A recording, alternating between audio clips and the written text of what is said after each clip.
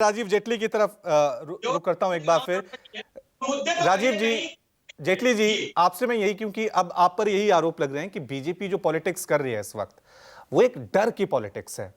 ये डर क्या कि हम नहीं तो फिर तुम्हारा अस्तित्व ही नहीं, हम नहीं तो वो हावी हो जाएंगे, हम नहीं तो ये हो जाएगा, हम नहीं तो पाकिस्तान आ जाएगा। क्या ये डर दिखाकर बीजेपी अपनी पॉलिटिक्स को आगे बढ़ा रही है? ये आरोप लगाए जा रहे हैं आप पे।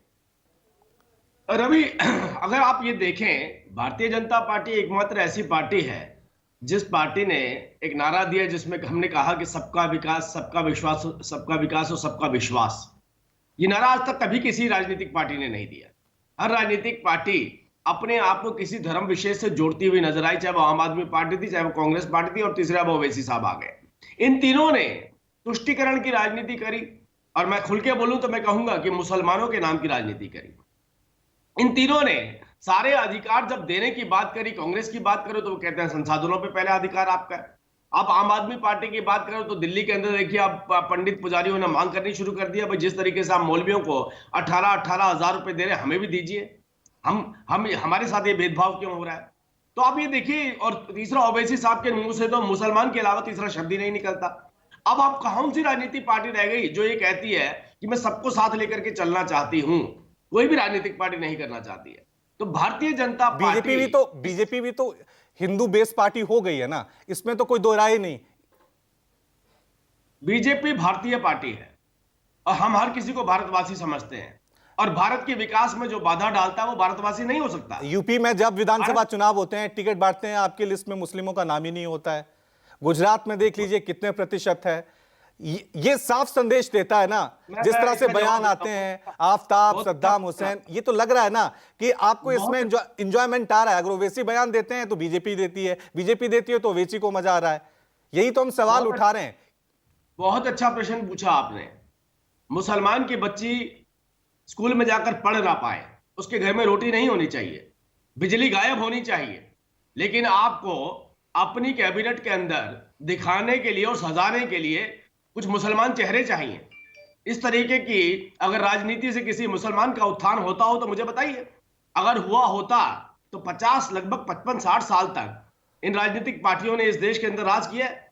और आप देखिए, जितनी भी रिपोर्टें आई हैं उसमें यह बताया गया है कि मुसलमानों की तरक्की में अगर बाधा बनी है तो सब राजनीतिक पार्टियां बनी है तुष्टीकरण के चलते।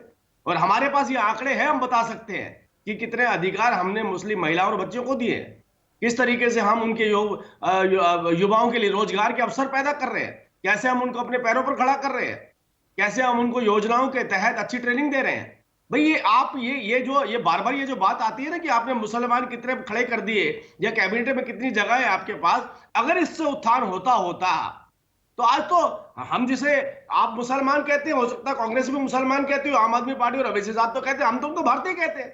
भाई भारतवासी भारत के अंदर विकास की मुख्य धारा से अलग कट करके क्यों रहे? वो दड़बों में बंद होकर के क्यों रहे? उनको वोट के वक्त में उनके दड़बों के दरवाजे क्यों खोले जाए? हमेशा उनके पास वो आजादी क्यों नहीं होनी चाहिए? मुस्लिम महिलाओं के पास वो अधिकार? अगर आप मुसलमानों को इतना ही आगे लाना चाहते हैं तो मुसलमानों को टिकट क्यों नहीं देते हैं? मैं तो आपसे प्रश्न उठा रहा हूं इस बात का। मैं तो आपसे प्रश्न उठा रहा हूं। ये तो आप दूसरों से पूछिए, कि आपने उनके उत्थान के लिए क्या किया। मैंने कहा ना, गमले के अंदर सजाने के लिए अगर चंद नाम और चेहरों से आप सोचते हैं किसी धर्म या समाज का उत्थान हो सकता है तो ये जरूर करिए, लेकिन नहीं हुआ है। पहली प्राथमिकता है। नमस्कार, मैं हूं मानक गुप्ता। अगर आपको हमारा ये वीडियो पसंद आया हो तो इसे लाइक और शेयर जरूर करें, और हां, हमें सब्सक्राइब और फॉलो करना ना भूलें ताकि आप देश और दुनिया की कोई खबर मिस ना करें।